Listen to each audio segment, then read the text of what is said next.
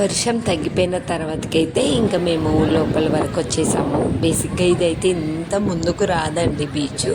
మేము last time వచ్చినప్పుడు అంటే మాన్సూన్ కాకుండా ఎప్పుడు వచ్చినా కూడా ఒక 2 కిలోమీటర్స్ వరకు వెళ్ళి మరి మనం బోట్ చేయాలి. ఇంకా వాటర్ ఎక్కువ ఉన్నాయి కాబట్టి బోటింగ్ కూడా ఆపేశారు అన్నట్టు.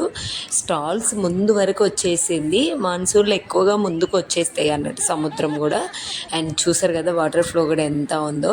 పిల్లల్ని అస్సలు వాటర్లోకి దించొద్దు, ఏదో కాస్త అలా ఒడ్డుకుండి ఆడిపించేద్దాం అనుకున్నాము.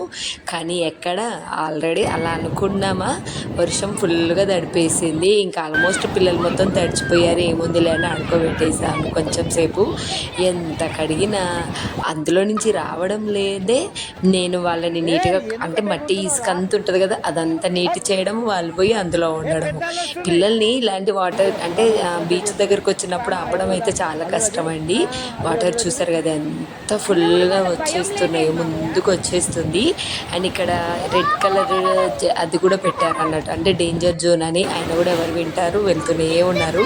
కానీ ఇంత పెద్ద అంటే ఇంత ఫుల్గా వస్తుంటే చూస్తుంటే కూడా కాస్త భయమే అనిపిస్తుంది. ఆ సౌండ్, ఆ అలలు కూడా పెద్ద పెద్దగా వచ్చేస్తున్నాయి. కానీ బాగా ఎంజాయ్